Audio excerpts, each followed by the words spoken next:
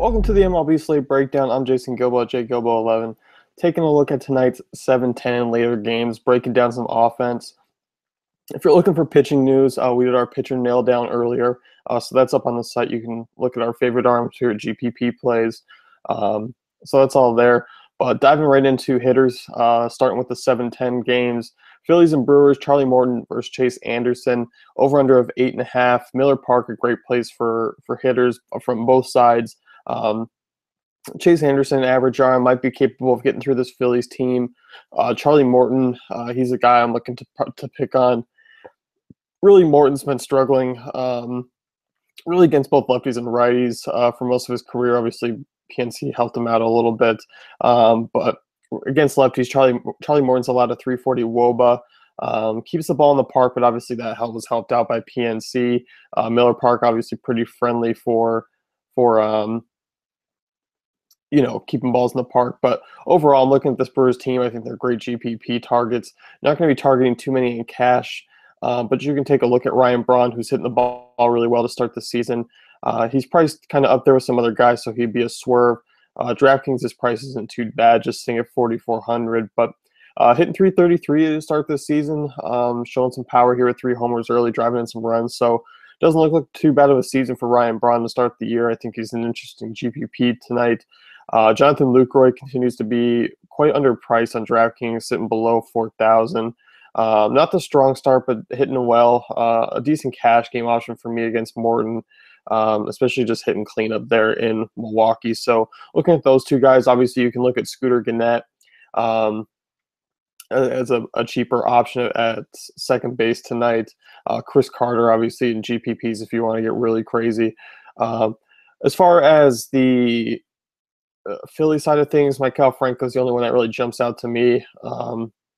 You've seen Anderson have kind of reverse splits here over the last 2 years. 1.27 home runs per 9, 347 WOBA allowed. Obviously, Miller Park pretty friendly to right-handed bats. So Franco would be the guy to keep an eye on. Obviously, his price is pretty cheap, just 3,800 on DraftKings and 2,700 on FanDuel there. So he's a cheap third baseman target. So really just limiting myself to the big names in that one. Next one here, you got Steven Matz taking on Julius Chachin.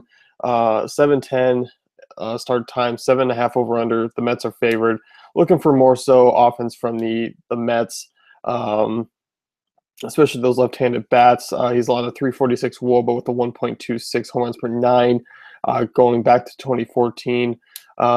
So really, you're looking at Granderson, obviously coming off a double dong night to keep the stretch going here. Lucas Duda, great GPP play. Neil Walker, I don't mind in cash games. David Wright, even though he's hitting from the right side, is in play for me. Michael Conforto hitting third, Cespedes. So really, you can look at the 1 through 6 hitters for that Mets team again. A team that I'll be sprinkling in and out of cash games as well as GPPs, and also makes for an interesting stack option tonight. So I'll be definitely looking at those guys. And as far as the Braves side, I'm looking to target Matt, so I can't see myself playing too many Braves in this one. Next one, you got Cubs and Reds, 8.5 over under Chicago, heavy favorites. Obviously, looking at the Chicago side yet again, they've put up 24 runs so far this series, coming off Thursday's big outing. Obviously, last night put up 8 runs. So looking at them, Dan Straley, yes, he's been all right so far to start the year. This is also one of the heavier offenses in the league that he's going to face. Obviously, Great American Ballpark's a great place to hit. You're looking at Rizzo and all those top guys as usual being top options tonight in all formats. Rizzo especially. I know he's the high-priced guy. I know he's not in cores like Gonzalez, but Great American Ballpark's just a great place to hit for left-handers. Also looking at Zobra still, even though he's been kind of struggling with the Cubs. But him, you can look at Hayward and Fowler, who are off to more so Fowler, who's off to a great start. Hayward as well. Obviously Bryant. So a cheap catcher to look at tonight is Miguel Montero. Obviously had the day off yesterday. Just 3,500, going to be a lefty from that left side there. Does have some pop in his bat. Obviously facing Dan Straley. He's not a bad matchup for him. So you can look at him as probably one of the better value catchers on the slate. As far as the red side, not really looking to target against John Lackey. If I were to, he would be with the lefties, of course. He's allowed a 324 WOBA to left-handers. Going back to 2014, 1.02 home runs per 9. Votto GPP play, Bruce GPP play. Outside of that, not really looking at any other bets from this red side. I think Lackey's going to pretty much keep them at bay. If anyone's doing anything, it's going to be those guys anyway. 7:15, you got Orioles and Royals. And this one, Chris Medlin, over-under of 9. And I know it says that the Orioles have Vance Worley on the hill, but it looks like Tyler Wilson's going to be the guy who gets the start today, young right-hander, and then with Medlin on the other side. So Royals lefties are something that's in play for me in cash games just because of that low strikeout rate. If you're paying up for a guy like Hernandez or Fernandez out in those West Coast games, the Royals can fit in and give yourself some easy salary relief, and they're never a down team where they're boom or bust or anything like that. So they always put the ball in play. They're solid walk rate as a team. They don't strike out. So decent cash game options. You can look at Hosmer, Moustakas, and GPPs. Alcides Escobar's a cheap shortstop that I continue to keep going back to, just because he's so cheap on FanDuel, just sitting at 2,600. He's produced some solid games of late, a couple 2-hit games over the last 10. So he continues to be an excellent leadoff man. Get some exposure to him. Outside of that, Alex Gordon, a cheaper outfielder if you want another name. Lorenzo Cain's prices come down on DraftKings, intriguing just with his slow start to the year. He's obviously capable, especially with his speed, for bringing some upside. So he's an intriguing play. As far as the Orioles side goes, the usual threats, Manny Machado just continues to hammer the ball. He's in play for me. Obviously coming off another home run game last night, continues his hit streak at 15 games. So he's really crushing the ball. He would be an ultimate swerve off of Arenado or Bryant tonight, who I expect to be, the more favorable options. Outside of that, you're really looking at Chris Davis being the other name here, as kind of another swerve off of Adrian Gonzalez and Rizzo, just like last night. Obviously coming off an 0-for-4 night, he does have a big strikeout rate, so that's one thing to consider. I hate the guy in cash games, but GPPs, he always brings that upside, so you can look at him. Outside of that, not looking at too many Orioles guys. You can maybe toss in Adam Jones just because his price is cheap, but it's more of a GPP team for me tonight. 8-10, Dodgers-Rockies. This is a big one, over-under of 8. Or over-under of 8, yeah, right. Over-under of 11, Kenta Maeda, Tyler Chatwood on the hill. The Dodgers are the more favorable side. You're obviously looking 1 through 6, what they bring to the table. Chatwood, not an experienced MLB arm in his time, has a lot of 407 WOBA to right-handers. The course factor is going to be there. Chatwood's allowed 2.65 home runs per 9, but of course this is in limited time to right-handers. So I'm really looking at Justin Turner. I'm looking at Yasiel Puig yet again, but obviously you're looking at Chase Utley, Adrian Gonzalez from that left side. Yasmani Grandal, he's in the lineup. So these are really, once again, intriguing plays. Of course, just because Coors, you don't need me explaining that to you too much there. Another name that's kind of an interesting one is Jock Peterson, who I'm looking at in tournaments tonight. I think he's kind of a swerve off of some of the bigger names.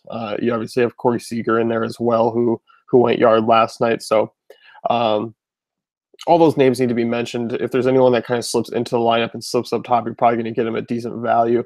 So do keep an eye on that to see if anyone does kind of slide into the lineup and gets a rest day or so. On the Rocky side, I'm not really looking at anyone that I want to pay that price tag for.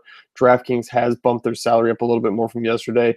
You got Story sitting at 5,200 against Maeda, who may or may not pitch well in course tonight. I definitely want to lean at like Seager for 400 less, or just pay down. I think that's where I'm looking at tonight. There's just too big of a difference from Story to Seager in this ballpark, and Seager has the better matchup. As far as Arenado goes, I think you can lock him in if you have the salary to do so. Another home run last night. He's absolutely crushing this season. Got 7 already on the year, driving in runs. So he's been a big part of this offense that really isn't that great if you look at it 1 through 9, but they do have some big boppers to always keep in mind. Next one, the next highest scoring game of the night goes to the Pirates and Diamondbacks. Juan Nicasio, Ruby De La Rosa, over-under of 9. We saw some runs here last night. Wellington Castillo hit 2 homers. Jordy Mercer, David Peralta even hit one off the lefty. Encouraging sign there. But overall, I mean, we know about Ruby De La Rosa and his left-hand struggles. If you don't, he's allowed a 389 WOBA to lefties since 2014, 1.54 home runs per nine. The Pirates don't bring a ton of favorable bats to the left side. The one name that stands out to me tonight is Gregory Polanco. Looking at him as a cheaper-ish guy in the outfield, just 4,300 there on DraftKings, so it's not badly priced. 3,500 on FanDuel, so kind of in that mid-tier, really looking to lock him into cash games tonight as well as some GPP lineups. Outside of that, if you were to, I guess if you're looking to pay up at pitcher tonight, you can work a guy like John Jaso into your lineups who's hitting first. Lead off there, 3,300 on DraftKings. FanDuel, no use for him there. He's a little bit more expensive, doesn't carry quite the same value. Outside of that, you're not looking at too many guys. Ruby De La Rosa is tough on right-handers. I guess the only thing that maybe you'd take a look at McCutchen or Marte in is if you're just looking for a flat-out Pirates stack, which had potential last night, but guys like McCutchen and Marte and Cervelli didn't really come through. So curious to see what they roll out for a lineup, see if they can find themselves another lefty, deep in the dugout to help out with that split there. But as far as the Diamondback side of things go, it's the usual guys as well. Looking at Goldschmidt in GPPs, he's a solid name to look at. Nicasio, not really a big splits guy. Is kind of held teams at bay so far. As far as the left-handers go, I think Peralta is probably the more favorable at bat in that lineup. You can also look at Jake Lamb as well at third base. David Peralta just continues to be too cheap on DraftKings at 3,600, hitting 275 this year, 8 extra base hits already. So really looking at him, I think he's a lock for cash games as well, especially in that outfield. You can pair him and Polanco for pretty cheap and still get some Dodgers bats in there without really sacrificing anywhere else. So Goldschmidt, he's a guy who's really GPP only. I can't see you paying the price tag with the other names around him. You're just looking to swerve there. 840, you got Michael Wacha taking on Vargas for Padres, who's making a start. 7.5 over under. Wacha, one of my favorite pitchers on the night, so not really targeting him there. But Cesar Vargas, a right-hander. So you can look at those lefty bats for the Cardinals there, like Matt Carpenter, Brandon Moss, Hazel Baker, if he finds himself in the lineup. That's hard to tell because he's been so on and off as far as lineup goes. Brandon Moss, you can look at Matt Adams as far as a cheap play. Not expecting a ton of production from this side, but I think they'll be around that 4 or 5 run mark as far as tonight's slate goes. So they will have some options, but really you're looking at other spots. I think maybe you're just looking at them as far as one-offs to be a little bit different, kind of like how last night went, except they didn't do much damage off of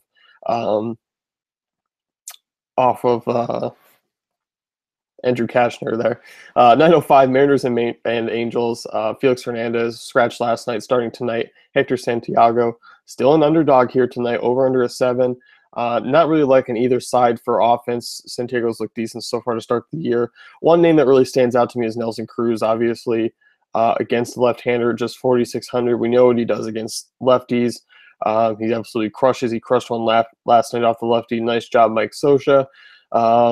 Obviously, he's not a big believer in stats or analytics. So overall, we're looking at really him. Chris Iannetta is a guy who's a cheap punt play behind the dish, matches left-handed pitching. Also caught Hector Santiago for a while there, so that's kind of an advantage to Iannetta. So really looking at him as far as a cheap catcher guy goes, because I don't see anyone outside of Yasmani Grandal that you're paying up for tonight. Of course, Buster Posey not with Jose Fernandez. Lucroy is really the only other name that I'm taking a look at there. So he's the guy that stands out for me. As far as the Angels side goes, not really looking at anyone here. I don't see anyone worth the price tag or even worth at that cheap price tag that most of their lineup players are. They just don't fit into my lineups or any sort of plan I see rolling with tonight. Marlins and Giants, Jose Fernandez, Jake Peavy, over under a 7. Fernandez is a strong pitcher here. Big strikeout rate. He's the guy I'm not really targeting against tonight. Of course, not in AT&T Park as well. I don't see much for him. But as far as Jake Peavy goes, I think you can look at some of these Marlins bats who are a bit on the cheaper side now. Peavy since 2014 is allowed a 328 WOBA to lefties, 1.34 home runs per 9. A guy like Yelich kind of stands out for me tonight. D. Gordon as well. If you want to be different, Yelich's prices slipped on DraftKings to 3,800. That's um, where he's at now, and he was kind of in the mid-4 range. But the guy's hitting 400 to start the season. Obviously, not a big power home run guy, but he's a guy who hits for extra base hits. Coming off a three double game last night, so he's absolutely crushing the ball so far. Stanton's a guy I'm looking at GPPs just because the guy is wicked strong. So I mean, you're looking at a really big swerve off of some of those other names, just because I think Cruz is still going to be the popular guy to swerve off of. So still worth a look, I think, in GPPs if you're building multiple lineups. Outside of that, D. Gordon's one that I'm keeping my eye on just because his price has dropped a little bit. These are more so on DraftKings. I think price considered on FanDuel, it's still you rather roll with some of the other options. Gordon only 100 less than Utley. Neil Walker right there, cheaper as well. Ben Zobrist, Scooter Gennett. So those are all names that it's just kind of they push those bats off the map. But DK with their dynamic pricing that kind of shifts things to a little bit more focus as far as what's around them. That's going to wrap it up with the slate breakdown. Check out dailyfantasycafe.com for all our great tools and content.